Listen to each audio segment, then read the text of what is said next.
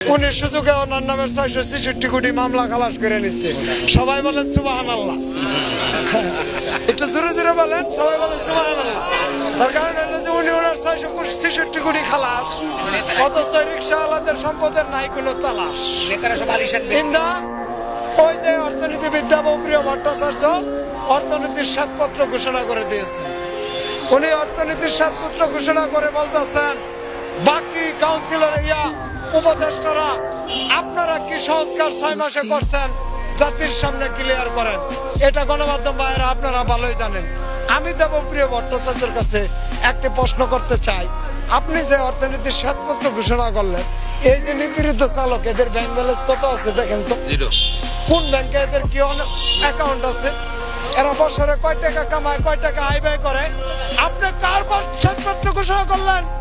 সেই শ্বেতপত্রের ভিতরে সুবিধাবাদীদেরকে সুযোগ দেওয়া হয়েছে এই 3 চাকার চালকদেরকে নিপীড়িত করার জন্য তড়িঘড়ি করে এ ধরনের একটি হিসাব ব্যবস্থা কমিশনের কাছে জমা দিয়ে আমাদেরকে রাষ্ট্রের কাছ থেকে আলাদা করে দেওয়ার চেষ্টা করতেছে।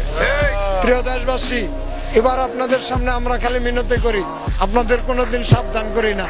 আজকে একটা সাবধানের সুরে বলি, শনিবারে ভর্তি পরীক্ষা হয়, যদি একদিন গাড়ি বন্ধ করে দেয় আপনাদের সোনামণিদের ভবিষ্যৎ কিন্তু একবারে গায়েব হয়ে যাবো। কোনো ভর্তি পরীক্ষার শিডিউল কিন্তু ঠিক রাখতে পারবো না। সাবধান করতেছি দেশবাসী, আমাদের উপর অত্যাচার করার চাইতে আমাদের নিয়ে আলোচনা করেন। কি করবেন? সেরি না সবে ওই আয় পাচ্ছ কয় পাগলা হাওয়ার জোরে ব্যাংকের টাকা গেছে উড়ে। আমরা রিক্সাওয়ালারা কি করে খাবো? হ্যাঁ, পাগলা হাওয়ার জোরে ব্যাংকের টাকা গেছে ওরে। এখন রিক্সাওয়ালার কপালে কোনো কর্ম করে খাওয়ার জায়গা নাই। দেখছেন, এইভাবে গান তৈরি করে শিল্পী নাচায়া মঞ্চ করে লাল কালো প্রোগ্রাম করে দেশবাসীর অধিকার দিতে পারবেন না। দেশবাসীর অধিকার দিতে হলে, সঠিক সংস্কার করতে হলে জুলাইয়ের যে ঘোষণাপত্র আছে ওটা আমাদের দিয়ে ঘোষণা করাইতে হবে। আমার লগে ওরা আলোচনা করে না, তারা আইন না রাষ্ট্রীয় দ্বিতীয় ভবন যমুনা দিয়ে দিচ্ছে।